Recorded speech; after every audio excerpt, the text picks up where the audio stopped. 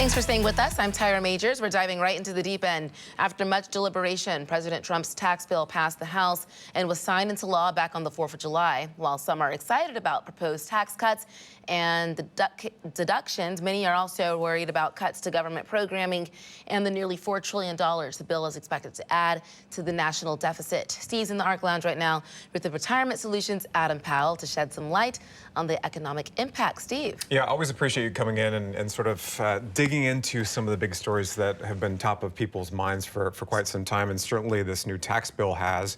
Starting with some of the basics, what are some of the biggest changes that are part of this tax bill that was signed into law? Yeah, Steve, it's really actually hard just to find a few because there are hundreds in this bill. But you know, the biggest ones really are targeting Medicare. Medicaid, excuse me.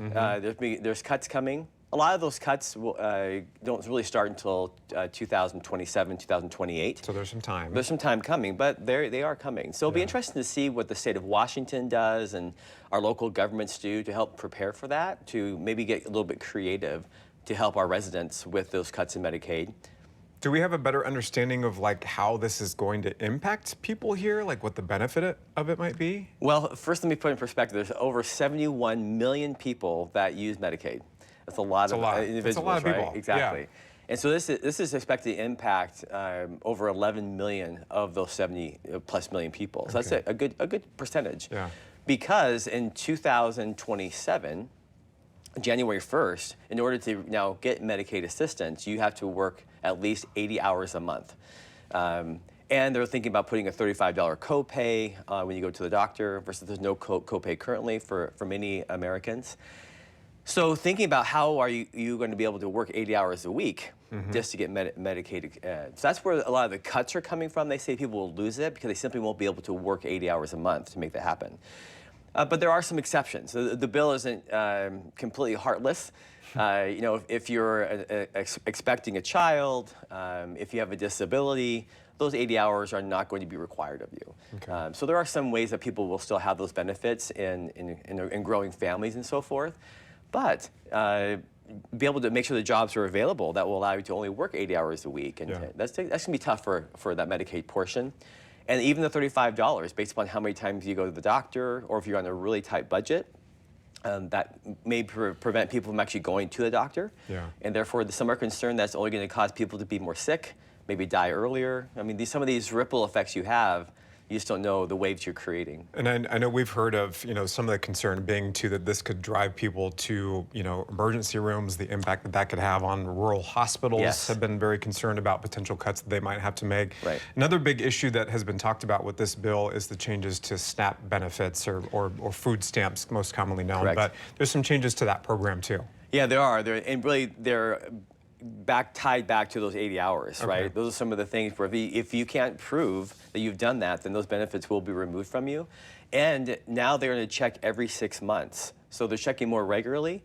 And so the concern there is that just means there's going to be more room for error and that they're just kind of the bureaucracy of doing all this paperwork all the time, that there could be some paperwork fatigue. And so if you're late turning those paperwork documents in, you could be cut off from your SNAP benefits and from your Medicaid coverage simply because of a processing error or just not turning it in on time. Yeah. So these are future problems that I think that we have some time to prepare for, to address, to offer training, I think. But that's kind of maybe the negative side of this bill, right? There's some positive sides that when you flip to a different type of sector of Americans, like retirees. There's some benefits, right? The current administration promised campaigned on no taxes on Social Security. Yeah. Well, just so you know, they're still taxing Social Security even after the bill passed. But if you're 65 and older, you then qualify up to $6,000 in credits that are to offset that Social Security. There are some provisions there too, though. There's always an asterisk. There is an asterisk, you know. So you got to make sure you don't go across some dollar limits. And I won't maybe bore with all the details, but I'll just share two. If you're file single, you make up to $75,000, you'll get the $6,000 credit. But if you make up to over 150,000, between those two numbers, it's a sliding scale. The number gets reduced. Okay. And if you file jointly, it's $150,000 up to $250,000. So. Since we have a little bit of time since some of these actually start taking effect, Yep. are there any tips that you can offer for people on maybe how to prepare for this for the long term? Yeah, no, a great question. I think now is the time. Part of the bill, too, is that the current tax cuts we've been living under, they were supposed to go up on January 1st. Now they're written into law. So as people now should know that, because that will help your long-term planning financially. And that's what I do with my clients, right? Yeah. It's like, hey, if you don't have a financial plan, now's a great time to get one. If you don't have a tax planning, now's a great time as well, because the taxes now are into law. They're going to be low for quite a while until Congress changes them again. But that changes things about Roth conversions and other tax plays you can do to help it have a successful retirement because of this new bill that just passed.